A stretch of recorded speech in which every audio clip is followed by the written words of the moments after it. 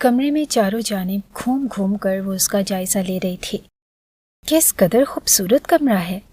اس نے کھڑکیوں پر لٹکتے باریک پردوں پر ہاتھ پھیرا تو ان کی نرماہٹ اسے اپنے پوروں پر محسوس ہوئی۔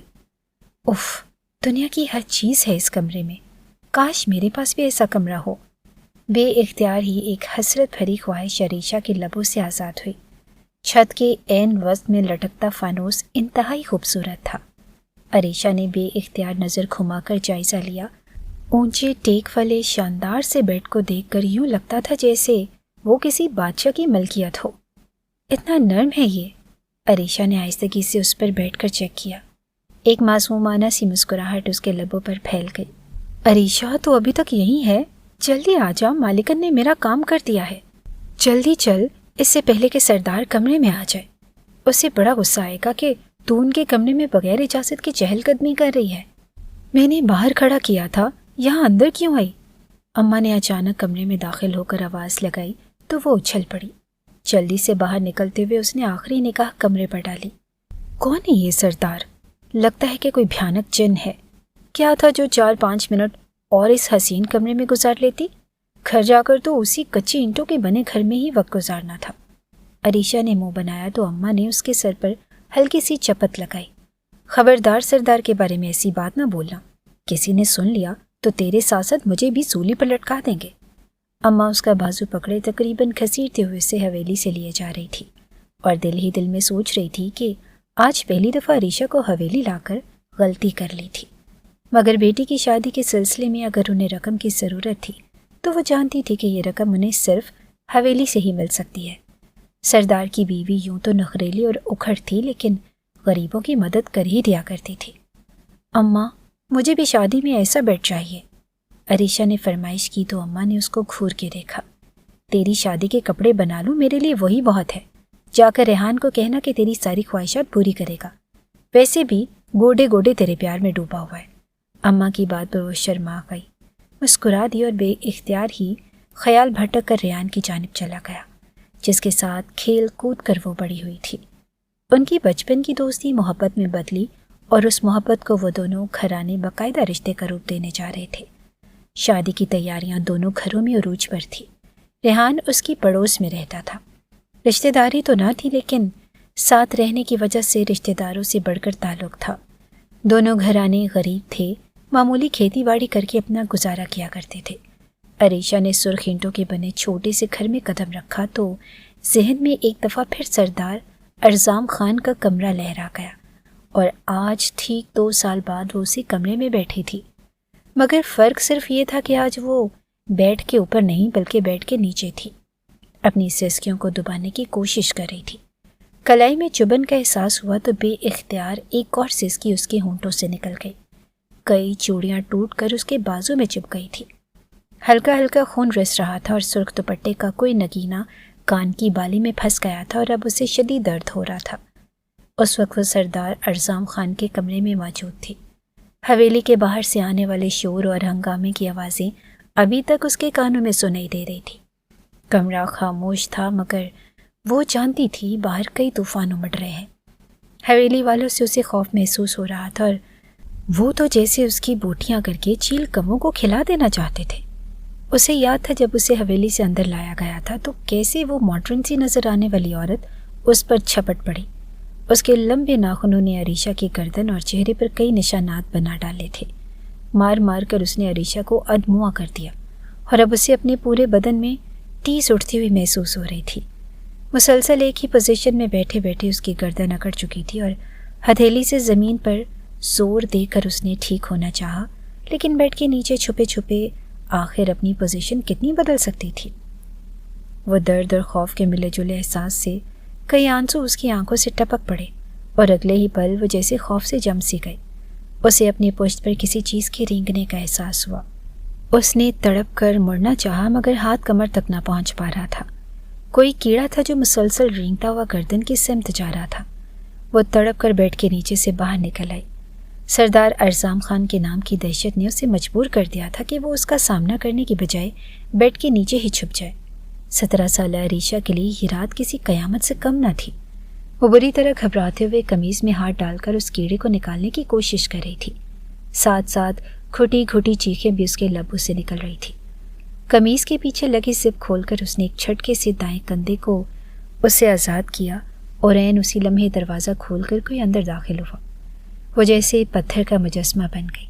दरवाजे के ऐन वस्त में खड़ा सरदार अर्जाम वनी में आई अपनी 17 साला दुल्हन को यूं सामने खड़ा देखकर जैसे एक पल के लिए ठहर सा गया था। सुर्ख लिबास के अंदर से उसका दूधिया वजूद झांक रहा था। कमर के ऐन दरमियान में रेंगता वो छोटा सा कीड़ा सरदार अर्जाम खान को दूर से ही दिखाई दे गया। स्याह बिखरे बाल जिसे उसने आगे की तरफ डाल रखा था, दुपट्टा न जाने किस खींचा तानी के दौरान उसने ज़मीन पर फेंक दिया था। वो आया तो किसी और इरादे से था, मगर अपने सारे इरादे ही भूल गया। एक एक कदम चलते हुए वो ऐन उसके पीछे आकर खड़ा हो गया। अरीशा को अपनी सांसें रुकती हुई महसूस हुई। क्या इससे परेशान हो रही हो? सरदार अर्जाम ने हाथ बढ़ाकर उस नन्हे से कीड़े को अपने हाथों में उठा लिया था। अगले ही पल वो उसे मसल कर दूर फेंक चुका था। अरीशा को अपनी जान निकलती हुई महसूस हुई। उसका वजूद भी तो सरदार के लिए किसी कीड़े से कम नहीं था।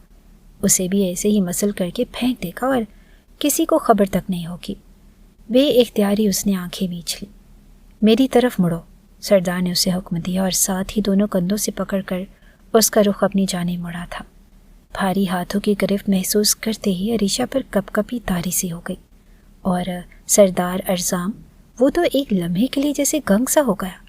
उसने मुकम्मल हुस्न के बारे में बहुत कुछ सुन रखा था, लेकिन सामने खड़े उस वजूद को देखते ही इससे अंदाज़ा हो गया कि मुकम्मल हुस्न की तशरीह क्या होती है। खड़ी नाक, गोल चेहरा, घुंघराले स्याह बाल, जिनके कुंडलों को बेइख्तियार हाथ में लेने को जी चाहता था। उसके मुसलसल रोने की वजह से नाक और गाल सुर्ख हो गए थे।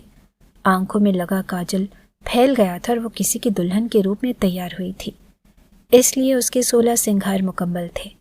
मगर उस वक्त वो सरदार अर्जाम के कब्जे में थी। और वो क्यों थी, याद आते ही अर्जाम के माथे पर बल पड़ गए। बंद करो ये रोना धोना, तुम गरीब लोगों की यही तो अदाएं होती हैं।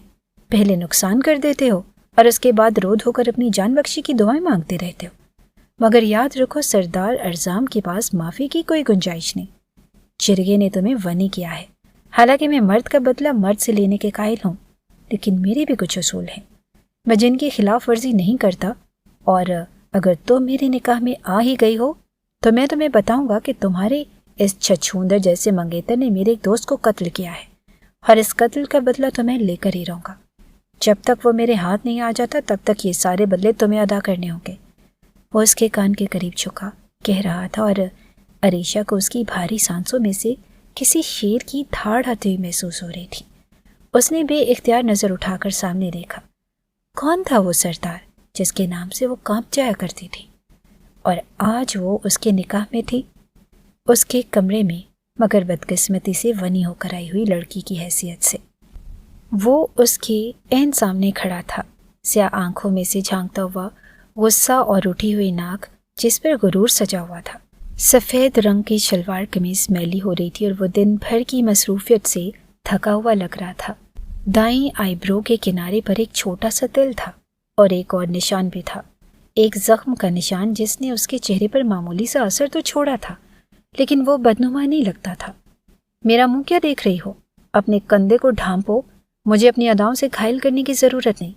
तुम मेरे निकाह में तो आई हो, लेकिन मेरी बीवी की हैसियत से नहीं, एक मुलाजिमा की हैसियत से। इससे ज़्यादा तुम्हारी कोई औकात नहीं होगी हवेली में। वो मुड़कर बेड की तरफ जाते हुए बोला था। अरीशा की रंगत सुर्ख पड़ी। वो तो यहाँ एक पल नहीं ठहरना चाहती थी। बेइख्तियार ही हाथ बढ़ाकर उसने अपनी कमीज़ के गले को बराबर किया था। इधर आओ। बेड पर लेटते ही उसने अरीशा को इशारा किया। वो बेआवाज़ कदमों से चलती उसके बराबर जाकर खड़ी हो गई। खौफ से वो थर थर काँप रही थी। न जाने अगला हुक्म क्या मिले। ये लम्हात, ये रात उसने सिर्फ रियान के साथ गुजारने के ख्वाब देखे थे। जूते उतारो। नया हुक्म मिला। उसने खामोशी से हाथ बढ़ाकर अर्जाम खान के पैरों में मुकीद और भारी जूते उतार दिए थे। एक सुकून भरा एहसास अर्जाम खान के चेहरे पर फैल गया। उसके कहे बगैर ही अरीशा ने उसके मोज़े उतार कर जूते साइड पर रख दिए। मेरी टांगें दबाओ, और मरे मरे हाथों से नहीं। पता चलना चाहिए कि तुम अपनी सज़ा के दिन पूरे कर रही हो। आंखें बंद करते हुए अर्जाम खान ने उसे एक और हुक्म जारी कर दिया। وہ خاموشی سے بیڈ پر اس کی پائنتی کے قریب بیٹھ گئی اور دونوں ہاتھوں سے اس کی ٹانگیں دباتے اس کا جی چاہا کہ وہ سردار کا گلا دبا دے، لیکن وہ مجبور تھی۔ آج ریان نے جو حرکت کی تھی اس کے بعد وہ زندگی بھر کے لیے حویلی والوں کی محتاج ہو گئی تھی۔ آنسو ٹوٹ ٹوٹ کر اس کی آنکھوں سے بکھرنے لگے۔ اس کے سفید مخروطی انگلیوں والے ہاتھوں پر مہندی لگی تھی اور یہ مہندی ریان کے نام کی تھی۔ اس مہندی میں چھپا ریان کا نام وہ بخوبی دیکھ سکتی تھی۔ جب مہندی والی نے شرارت سے پوچھا تھا کہ ریان کا نام کہاں لکھوں تو وہ کتنا شرما کر بولی، پوری مہندی میں میرا تو دل چاہتا ہے کہ تم صرف ریان کا ہی نام لکھ دو، ساری رات کو ڈھونڈتا رہے اور پاگل ہوتا رہے۔ ساری سہیلیاں زور سے ہنس پڑی اور اب وہ انہی مہندی لگے ہاتھوں سے کسی کی ٹانگیں پاؤں دبا رہی تھی۔ سختی سے آنکھیں میچ کر اس نے اپنے سارے آنسو گرا ڈالے۔ وہ جانتی تھی کہ رونے کا کوئی فائدہ نہیں اور اس کی زندگی اب یہی گزرنے والی تھی۔ چھت کی طرف دیکھتے دیکھتے نہ جانے کب ارزام اپنی آنکھیں مون گیا تھا، اسے پتہ ہی نہ چلا۔ نرم نرم ہاتھوں کے لمس کو محسوس کرتے وہ کب نیند کی وادیوں میں اتر گیا اسے خبر ہی نہ ہوئی۔ اس کی پائنتی کی جانب بیٹھی عریشہ ماضی کے لمحوں میں کھوتی چلی گئی۔ وہ صرف 5 سال کی تھی جب اس کے باپ کا انتقال ہوا تھا۔ اسے یاد تھا کہ صحن میں پڑے جنازے کے گرد بیٹھی ماں کس طرح دھاڑے مار مار کر رو رہی تھی۔ وہ ماں سے لپٹنا چاہتی تھی، اکیلے رہ جانے کا خوف اسے بری طرح سے ستا رہا تھا، مگر اماں کو تو خود اپنا ہوش نہ تھا۔ وہ ستون کے ساتھ لپٹے زرد پڑتے چہرے کے ساتھ سب کو افسوس کرتے دیکھ رہی تھی۔ ہائے اکلوتی بیٹی تھی بیچارے کی، نہ جانے اب اس کا کیا حشر ہوگا، یہ زمانہ اس کے ساتھ کیا سلوک کرے گا۔ بن باپ کی بیٹیوں کو تو لوگ جانوروں کی طرح سمجھ لیتے ہیں۔ کسی عورت کی بات اس کے کانوں میں پڑی تو وہ لرز اٹھی۔ باپ اس پر جان نثار کیا کرتا تھا اور 2 آنسو ٹوٹ کر اس کی آنکھوں سے گرے، اور من پسند چیز کو کھو جانے کا خوف ایسا اس کے دل میں بیٹھا کہ اس کے بعد اماں نے لاکھ کوششیں بھی کر لی تب بھی اس کے اندر سے یہ خوف نکل نہ سکا۔ شوہر کی چھوڑی ہوئی معمولی سی زمین کو انہوں نے ٹھیکے پر دے دیا۔ آمدنی کم ہوتی لیکن وہ عزت سے اپنی بیٹی کو پالنے لگی تھی۔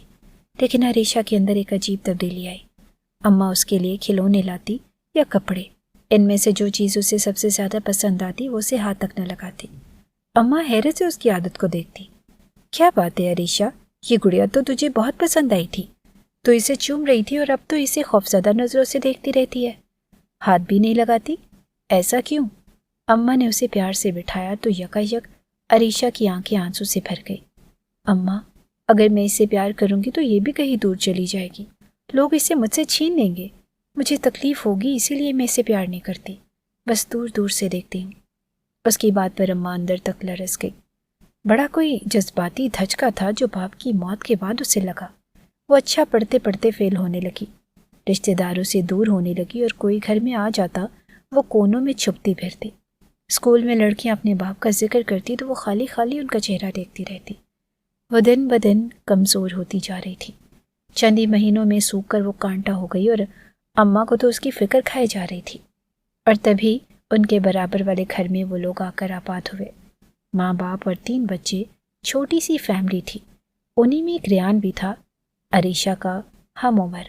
شام کو فٹ بال لے کر وہ باہر گلی میں نکلا تو گھر کی دہلیز پر خاموشی سے بیٹھی عریشہ پر اس کی نظر پڑی۔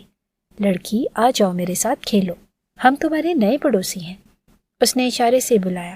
عریشہ کو اسے دیکھ کر خوف سا محسوس ہوا کہ کوئی بھی اس کے باپ کے متعلق پوچھے گا اور مذاق اڑائے گا، اور وہی جم کر بیٹھی رہی۔ وہ ریحان اکیلا کھیلنے لگا مگر وہ بار بار عریشہ کی جانب دیکھتا جا رہا تھا۔ فطرتاً وہ ایک نرم دل کا لڑکا تھا۔ کچھ دیر کے بعد وہ عریشہ کے پاس آیا تو اس کے ہاتھ میں ایک چاکلیٹ تھی۔ یہ لو، اسے کھا لو، لگتا ہے کہ تم اداس ہو۔ میں بھی اداس ہوں، یہاں آتے وقت میری بلی مر گئی۔ ریحان کی بات پر عریشہ نے سر اٹھایا تو وہ موت کا درد جانتا تھا۔ پھر تم نے اس بلی کے ساتھ کیا کیا؟ عریشہ نے پوچھا تو ریحان ہنس دیا۔ کیا کرنا تھا، وہ مر گئی، بس اسے دفنا دیا، اب میں اس کے لیے رو تھوڑی سکتا ہوں۔ میں نئی بلی پال لوں گا، اس نے اتنے آرام سے بات کہہ دی کہ عریشہ جیسے حیرت زدہ سی رہ گئی۔ یار، آگے بڑھ جانا اتنا آسان تھا، مگر ریحان نے ثابت کیا کہ وہ واقعی آگے بڑھ جانا آسان تھا۔ وہ اس کا بہترین دوست بن گیا۔ وہ رفتہ رفتہ ریکور ہونے لگی اور اسکول میں اس کی پوزیشن بہتر ہونے لگی۔ ریحان اس سے 1 سال بڑا تھا، اس نے بھی اسی کے اسکول میں داخلہ لے لیا تھا اور اس کی اماں اچھی عورت تھی۔ وہ اکثر عریشہ کی ماں سے ملنے ان کے گھر آ جاتی اور دونوں فیملیز جو کہ गुर्बत से लड़ रही थी, इसीलिए उनके मसाइल भी एक जैसे ही थे। स्कूल में सारा दिन वो रेहान के साथ रहती। स्कूल से आती तो भी उसकी सुई रेहान पर ही अटकी रहती। घंटों घंटों दोनों गांव की गलियों में न जाने क्या तलाश करते रहते। दिन गुजरते रहे और बचपन गुजरा और दोनों ही जवानी की दहलीज पर आ खड़े हुए। 18 साल रेहान और 17 साल अरीशा। और जिस दिन रेहान ने उसे सुर्ख गुलाब देकर शादी की पेशकश की, अरीशा जोर से हंस पड़ी। नहीं करूँगी तुमसे शादी, मैं तो किसी अमीर आदमी से शादी करूँगी जिसके घर में बड़ी बड़ी गाड़ियाँ हों।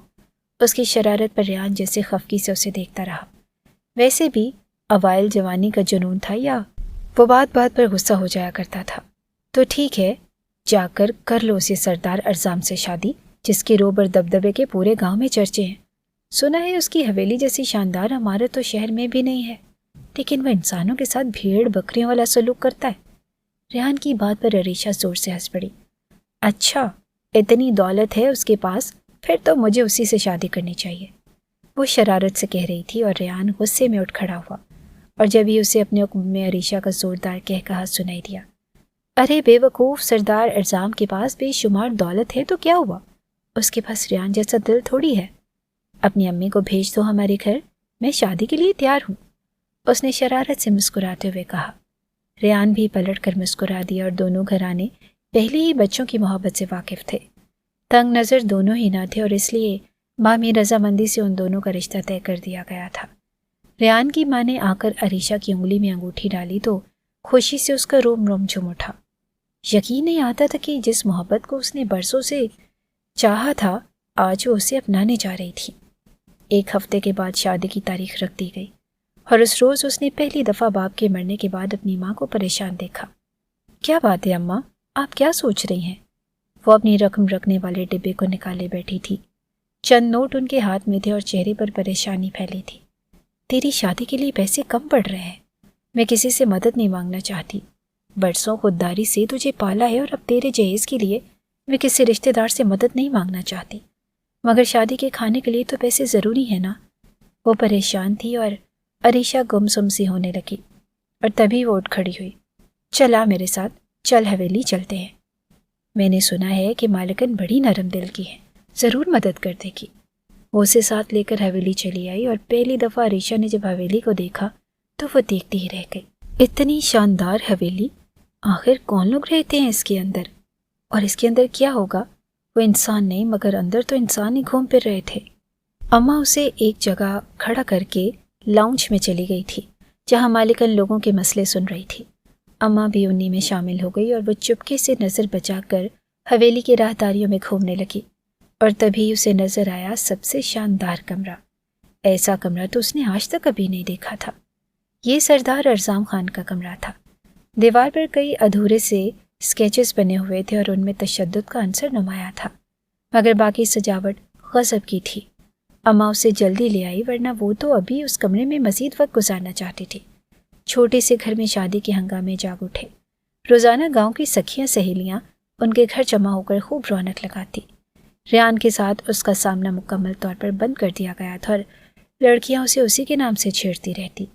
और आखिरकार वो दिन भी आ गया जब वो पूर सजी रेहान की दुल्हन बनने की मंतज़र थी। निकाह पढ़ाने के लिए मौलवी बस आने ही वाला था। बारात तैयार थी और एक घर से दूसरे घर का रास्ता था ही कितना। रेहान ने खुशी से गांव के कई लड़कों को दावत दी थी। वो अपनी शादी की खुशी धूमधाम से मनाना चाहता था। बारात के घर से निकलने की आवाज़ें अरीशा को अपने कमरे तक सुनाई दे रही थी। ढोल बज रहा था, बैंड बाजे की आवाज़ें आ रही थी और उन्हीं आवाज़ों में शामिल थी हवाई फायरिंग की आवाज़। दूल्हा तो बहुत ही खुश है, इतनी बड़ी सी गन उसने अपने हाथ में पकड़ रखी है। लोग तो उसे मना भी कर रहे हैं कि शादी के दिन दूल्हा ऐसी हरकत करता अच्छा नहीं लगता, मगर वो तो अरीशा को पाने की खुशी में बेहाल हुए जा रहा है। उसकी एक सहेली ने झुककर कहा तो अरीशा जैसे फ़ख्र से मुस्कुरा उठी, मगर अगले ही पल बाहर से आती आवाज़ें चीखो पुकार और आओ बका में तब्दील हो गई। कमरे में यकदम सन्नाटा छा गया। या अल्लाह खैर, ये क्या हुआ? सभी दरवाज़ा खोलकर बाहर लपकी थी। बाहर ऊंची ऊंची रोने और चीखने की आवाज़ें आ रही थी। ये क्या कर दिया रेहान तूने? अपनी मौत को दावत दे दी। ये तो हवेली वालों का आदमी है जिसे तूने मार डाला। कोई बॉम्ब था जो अरीशा की समातों पर फूटा। वो बेइख्तियार बेड से नीचे उतर आई। भारी लहंगा उठाते हुए दरवाजे तक आई थी और छोटे से सहन में औरतों को एक हजूम नजर आ रहा था जो लपक लपक कर बाहर को जा रहा था। एक औरत वॉशरूम में थी और वो निकल कर बाहर आई तो उसने सामने खड़ी औरत से पूछा कि क्या हुआ? अरे तुम्हें नहीं पता? दुल्हा खुशी के मारे हवाई फायरिंग कर रहा था, मगर उसको बुलाए मेहमानों में सरदार अर्जाम का एक दोस्त भी था। हवाई फायरिंग के नतीजे में वो मर गया है और अब हवेली वाले आ रहे हैं। लड़के के दोस्तों ने रेहान को पकड़ लिया है। सारी खुशी गम में बदल गई। अरीशा का दिल बैठने लगा और बाहर एक तूफान सा था जो पूरे घर को अपनी लपेट में ले चुका था। उसके वजूद पर लर्जा तारी होने लगा। ये सब क्या हो गया? यूं ही कांपते हुए वो दीवार से टेक लगाए वहीं जमीन पर बैठती चली गई। बाहर से आने वाला शोर कभी थम जाता और कभी बढ़ जाता, मगर कोई भी अंदर नहीं आया था।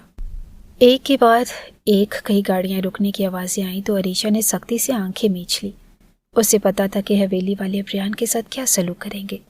शायद जिरगा बिठाएं, शायद उसे उम्र कैद की सज़ा हो, या फिर शायद उसे पुलिस कैद कर ले। वो यकदम घबरा उठी। नहीं, मेरी तो आज शादी है रेहान के साथ, वो कहीं नहीं जा सकता। वो घबरा कर कमरे से बाहर निकल आई थी और सहन खाली था। सब लोग गली में जमा हो चुके थे। वाह लड़के, बड़ी जुर्रत है तुझ में, सीना तान कर खड़ा है। एक पुलिस वाला जो शक्ल से ही बिकाऊ लग रहा था, उसने आगे बढ़कर रेहान को एक जोरदार थप्पड़ मारा और अरीशा का दिल जैसे किसी ने मुट्ठी में जकड़ लिया हो।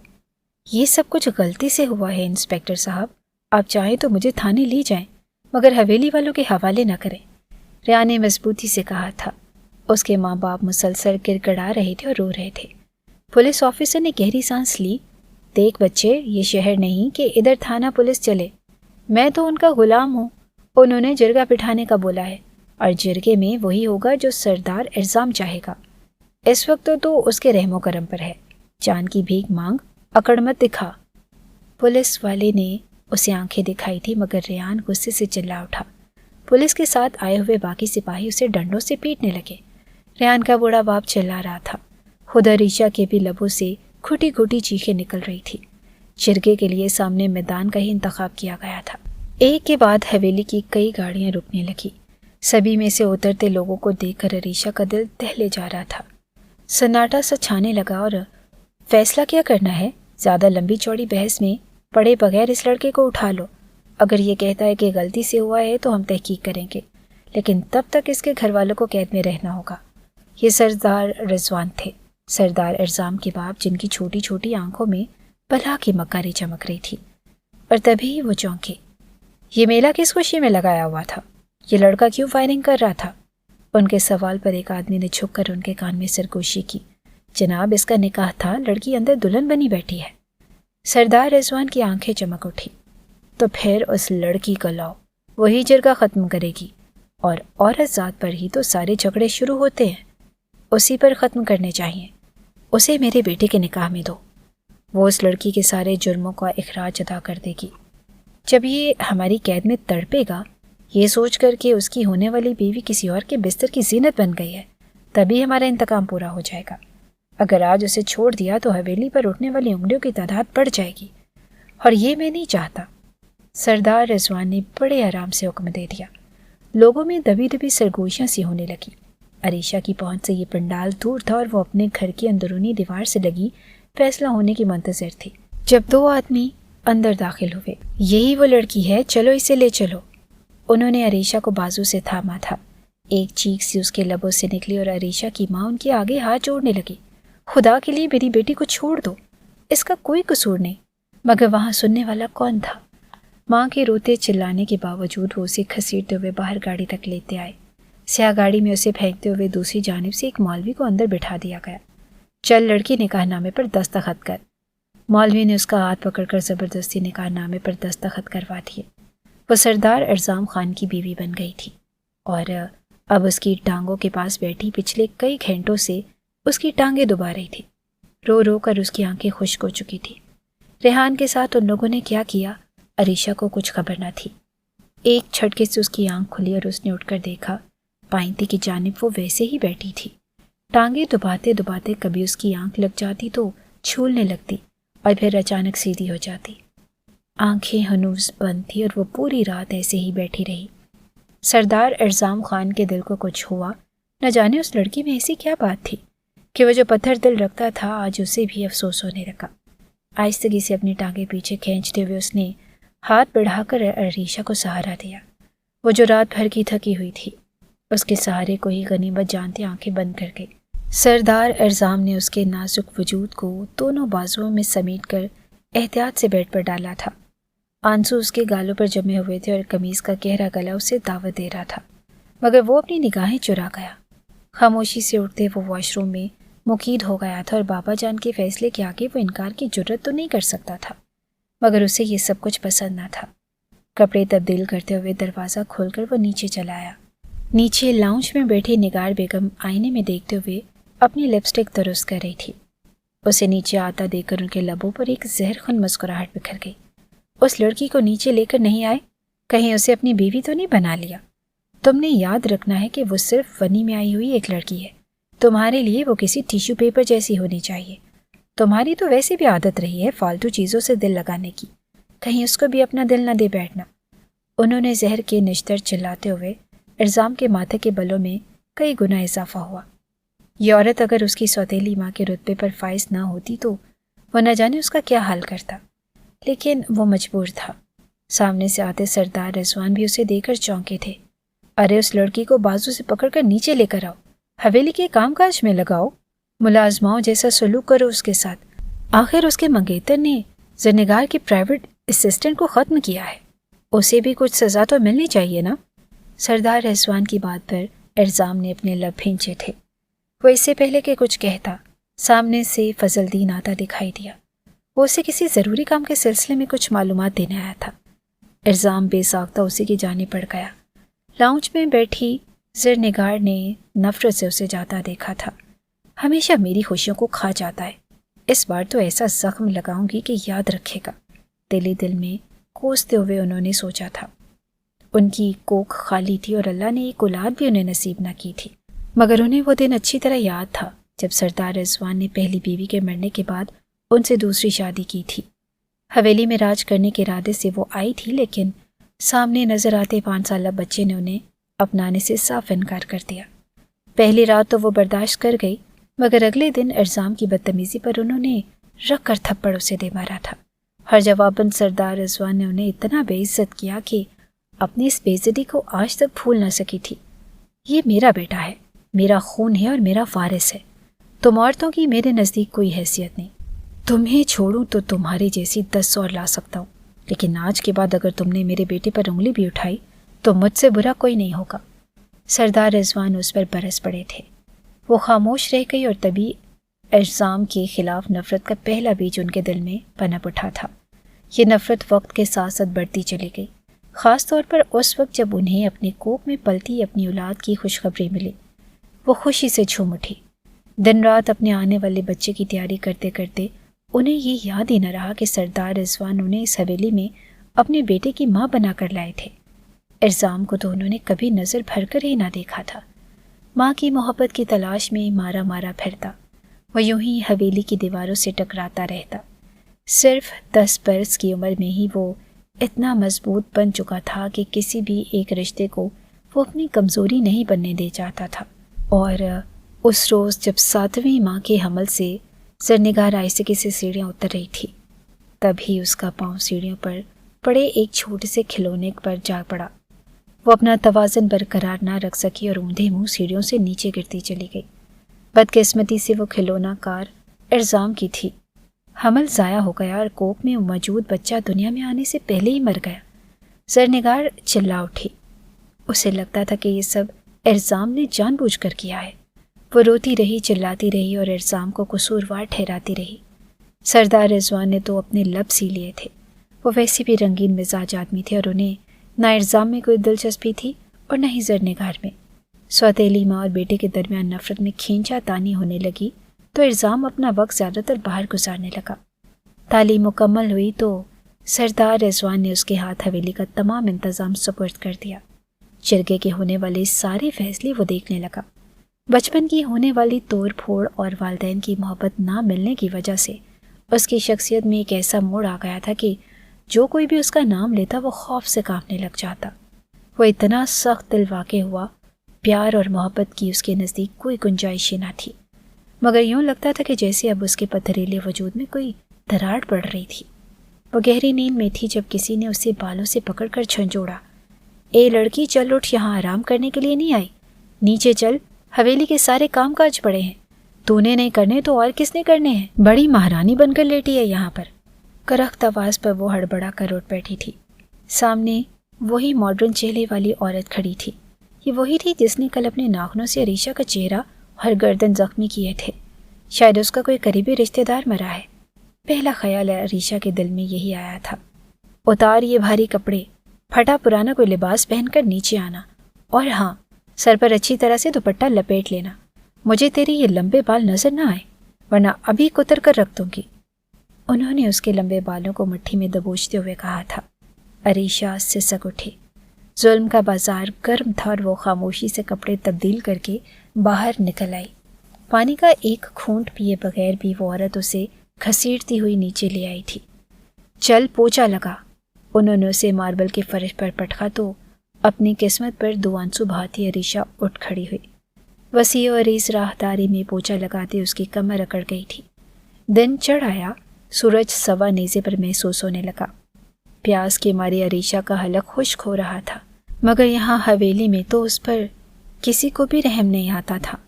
बाकी मुलाजमें उसे नज़रअंदाज किए आसपास से गुजरती रहती। पोछा मुकम्मल हुआ तो वही औरत एक दफ़ा फिर नजर आई। अब की बार उसने अपने लिबास तब्दील कर लिया था।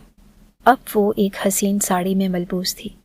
वो उसी की जानिब आ रही थी, लेकिन इससे पहले कि वो उस तक आती, अचानक राहदारी के दूसरे सिरे से सरदार इर्ज़ाम आता दिखाई दिया।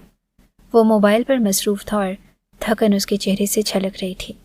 सुनो, मेरे लिए एक गिलास जूस बना दो और शक्कर ज़रा कम रखना। पोछा हाथ में लिए खड़ी अरीशा को कोई मुलाजमा ही समझा था। हुक्म देकर वो अपने कमरे की जानिब बढ़ता चला गया। अरीशा ने तसबसब से आसपास देखा। जाओ किचन में, खड़ी क्यों हो? जरनेगार ने मुस्कुराते हुए उससे हुक्म दिया था। पोछा वहीं रखकर वो किचन में चली आई। कई मुलाजमा एक साथ किचन में काम कर रही थी। कोई खाना पका रही थी और कोई बर्तन धो रही थी। अरीशा को एक नज़र में झिझक सी महसूस हुई। अपनी बेबसी पर आंसू अलग उमड़ते चले आ रहे थे और उसने फ्रिज से सामान निकाला और खामोशी से इर्ज़ाम के लिए जूस तैयार करने लगी। जब वो उसका जूस बना चुकी तो अचानक जरनेगार उसके पास चली आई।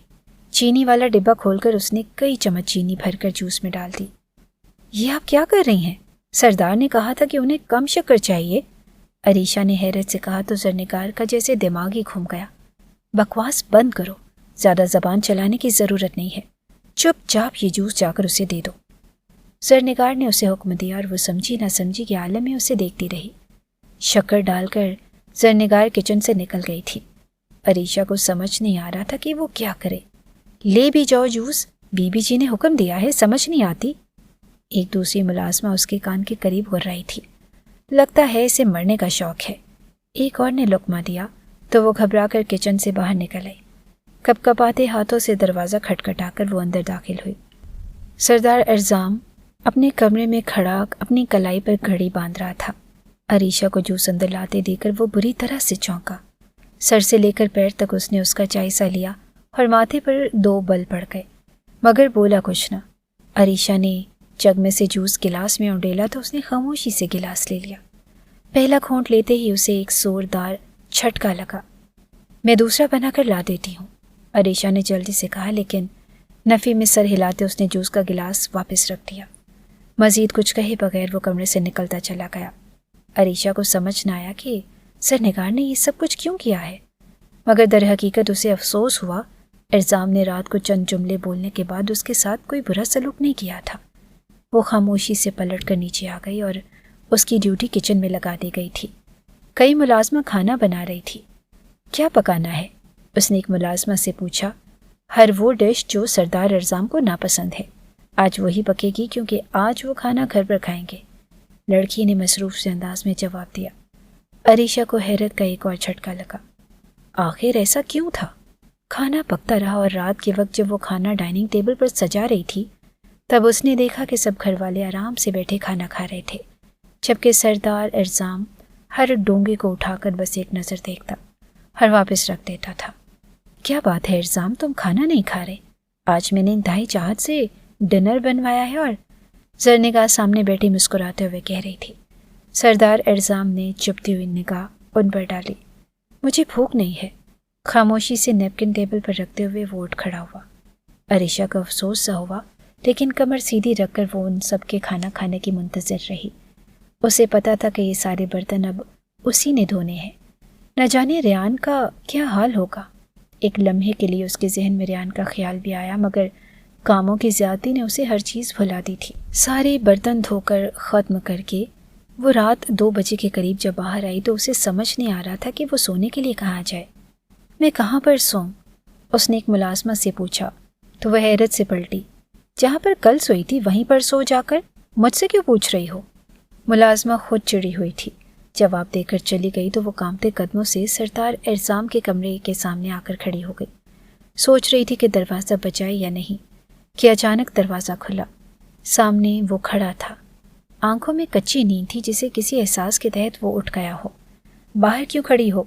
सारा दिन मेरी सौतेली माँ ने तुमसे काम करवाया है और अब अंदर आकर लेट जाओ। सुबह फिर तुम्हारी ड्यूटी शुरू हो जाएगी। आम से अंदाज में कहता हुआ वो अंदर मर गया। अरीशा को हैरत ही, पहली दफ़ा उसे पता चला कि ज़रनिगार एर्जाम की सौतेली माँ है। झिझकते हुए वो अंदर आई। अलमारी में तुम्हारे नाप के कपड़े मैंने लाकर रख दिए हैं। मुझे ज़नाना शॉपिंग का कुछ ख़ास तजर्बा तो नहीं था, लेकिन जो समझ आया वो ले लिया है। ये फटे पुराने कपड़े चेंज कर लेना। बेड के एक तरफ लेटते हुए एर्जाम ने उसे कहा। अरीशा ने हैरत से मुड़कर देखा। वो यूं बोला था जैसे वो उसका शौहर हो, लेकिन वो उसकी बीवी तो न थी। वो तो बस बनी में आई हुई एक लड़की थी। उसकी आंखों में एक दफ़ा फिर पानी उतरने लगा, लेकिन चूंकि वो थकी हुई थी इसलिए खामोशी से कपड़े लेकर वॉशरूम में चली गई और लिबास तब्दील करके वो बाहर आई तो लेटते ही उसे सिर्फ 1 मिनट लगा था। गहरी नींद में जाने में और अगले ही पल वो सो चुकी थी। रात का न जाने कौन सा पहर था जब किसी अजीब से एहसास ने अरीशा की आंख खोली। उसने पलटना चाहा, लेकिन वो तो किसी गिरफ्त में थी। उसके औसान ख़ता हो गए। बराबर में लेटे एर्जाम ने शायद नींद के दौरान ही अपने बाजू से उसे अपने करीब कर लिया था और उस वक्त अपने बाएं बाजू के हिसार में उसे लिए उसके बालों में अपना चेहरा छुपा रहा था। अरीशा लरज़ उठी और उसकी गिरफ्त इतनी मजबूत थी कि वो चाहकर भी खुद को छुड़ा ना पाई। मामा कहाँ हैं आप? वो शायद नींद में बोला था। उसके अंदाज में किसी छोटे बच्चे जैसा खौफ था, यूं जैसे वो किसी खौफ से डरकर अरीशा के वजूद में पनाह लेने की कोशिश कर रहा हो। वो साकित रह गई। एर्जाम ने उसके साथ कोई गलत हरकत ना की। वो बस जैसे उसके वजूद में सहारा ढूंढ रहा था। कुछ ही देर के बाद वो गहरी नींद में जा चुका था, मगर अरीशा को अच्छी तरह अंदाज़ा हो गया कि बज़ाहिर नज़र आने वाले उस मजबूत इंसान का दिल बुरी तरह से टूटा हुआ है। चाहने के बावजूद वो उसके हाथ को खुद पर से हटा ना पाई। गहरी सांस लेते हुए उसने आंखें बंद कर ली। अगली सुबह वो जागी तो कमरे में एर्जाम मौजूद ना था, बल्कि मुलाजमा सर पर खड़ी चिल्ला रही थी। वो खामोशी से उतर कर नीचे आ गई जहाँ हवेली के काम उसके मुंतज़िर थे। पूरा दिन ज़रनिगार के हुक्म पर वो किसी कठपुतली की तरह दौड़ती रही। सुबह से लेकर रात गए तक हवेली के काम काज से ही उसे फुर्सत न मिलती। रात होती तो वो थके टूटे वजूद के साथ कमरे में जाकर लेट जाती। ये सुकून ज़रूर था कि सोने के लिए उसे नर्म बिस्तर मुयस्सर आ जाता था, बाकी उसकी हैसियत किसी जानवर से कम ना थी। उसे हवेली में आई 1 हफ्ता गुजर चुका था जब अचानक ज़रनिगार किचन में दाखिल हुई। वो बर्तनों के ढेर को धोने में मसरूफ़ थी। ये बर्तन छोड़ो और अपने रिश्तेदारों के लिए पानी ले जाओ। सरदार रिजवान को बिना मेहमानदारी याद आ जाती है, वरना इन लोगों के साथ तो कीड़े मकोड़ों जैसा सलूक करना चाहिए। मुंह में बुड़बुड़ाते हुए वह हुक्म देकर चली गई। मेरे रिश्तेदार? अरीशा का दिल जोर से धड़क उठा। तुम्हें मर्द खाने में क्यों भेज रहे हैं? किसी मुलाजमा को वहां जाने की इजाज़त नहीं होती, एक दूसरी मुलाजमा ने कहा, मगर अरीशा ज़रनिगार के हुक्म के खिलाफ नहीं जा सकती थी। खामोशी से पानी का जग लेकर मर्दान खाने तक वो चली गई। मर्दान खाने के दरवाजे पर मर्दों का रश था। ये सब हवेली के मुलाजमीन थे और अंदर से रोने की आवाज़ें आ रही थी। वो पहचान गई, ये आवाज़ रेहान के बाप की थी। खुदा के लिए मेरे बेटे को छोड़ दें। ये देखिए इसकी हालत क्या बना दी है आप लोगों ने। वो माफिया मांग रहा है और अपना जुर्म कबूल कर रहा है। आप हमारे सारे खेत रख लें, लेकिन मेरे बेटे को छोड़ दें। अरीशा अपनी जगह पर जम कर रह गई और तभी किसी मुलाजिम की निगाह उस पर पड़ी। मर्दान खाने में हवेली की औरत को देखकर वो सभी हैरत ज़दा होकर साइड पर हो गए थे। सामने ही रेहान खड़ा था, अपने बाप के साथ। शायद उसका बाप आज हवेली में उससे मिलने आया था। सरदार रिजवान ने उसे मिलने की इजाज़त भी दे दी। रेहान की निगाह जैसे ही अरीशा पर पड़ी, वो यकदम चिल्ला उठा, देखा, मैं पहले ही कहता था कि कितनी ऐश में हो तुम। सरदार एर्जाम की बीवी बनकर ठाठ से ज़िंदगी बसर कर रही हो। कुछ अंदाज़ा भी है तुम्हें कि मैं पिछले 1 हफ्ते से मेरे साथ ये क्या सलूक कर रहे हैं? अपने शौहर से कहो कि मेरी जान छोड़ दें, लेकिन तुम तो उसके बिस्तर पर ऐश भरी ज़िंदगी गुजार रही हो। तुम्हें क्या फ़र्क पड़ता है? छूटी हो तुम और मकार हो। रेहान ज़ोर ज़ोर से चिल्ला रहा था। उसकी आंखों में आंसू थे और कई रोज़ से होने वाले तशद्दुद ने उसे अंदर तक तोड़ फोड़ दिया था। अरीशा गंग रह गई। रेहान के अल्फाज उसे इतने सख्त लगे कि उसके अंदर तक चुभते हुए उसे महसूस हुए। सरदार रिजवान अचानक अपनी जगह से उठ खड़ा हुआ था। इसे यहाँ किसने आने का कहा? कितनी बेहुदा लड़की है ये। मर्दों में औरतों का कोई काम नहीं होता। जाओ यहाँ से। सरदार रिजवान के हुक्म पर वो उल्टे कदमों वापस मुड़ गई। वो रेहान के लिए क्या कर सकती थी? उसकी तो अपनी आंखें उसे इस हाल में देखकर आंसुओं में डूबे जा रही थी। उसे समझ आ गई कि ज़रनिगार ने उसे वहाँ जानबूझकर भेजा था ताकि एक नया तमाशा लग जाए। फूलती सांसों के साथ ट्रे लिए वो किचन में आई और फूट फूट कर रोने लगी। रेहान के अल्फाजों ने उसे बहुत दुख दिया था।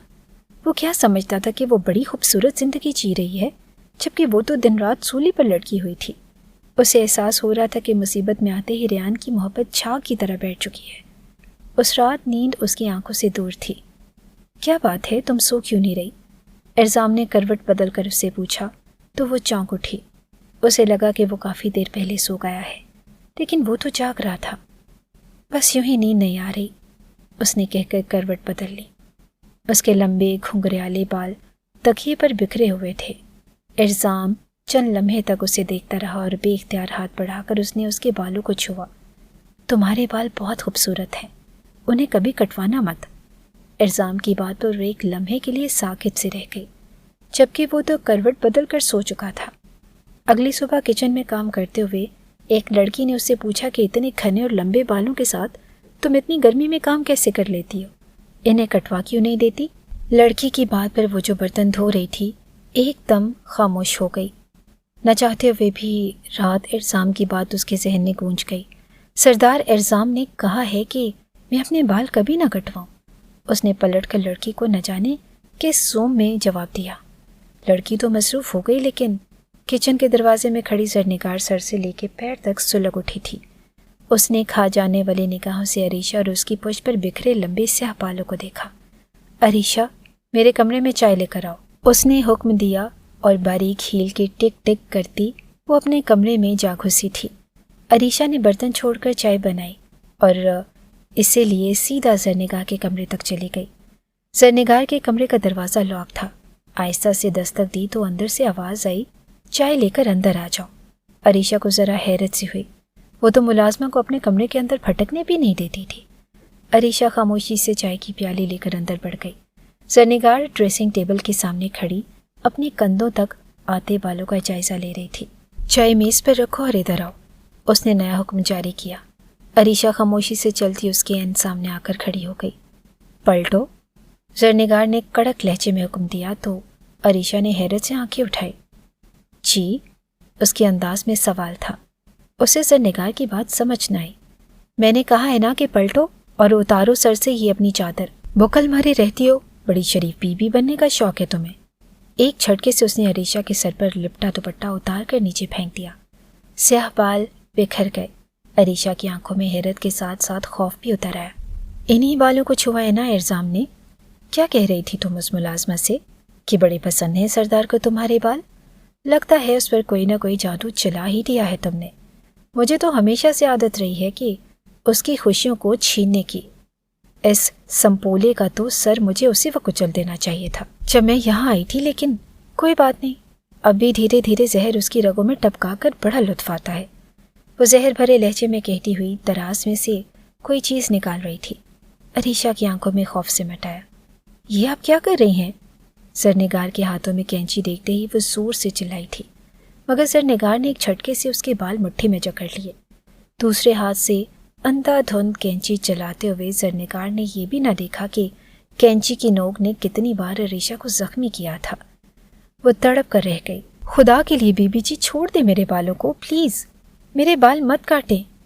وہ آنسوؤں کے ساتھ روتی ہوئی چلا رہی تھی، منتیں کر رہی تھی، مگر زرنگار پر تو خون سوار ہو چکا تھا۔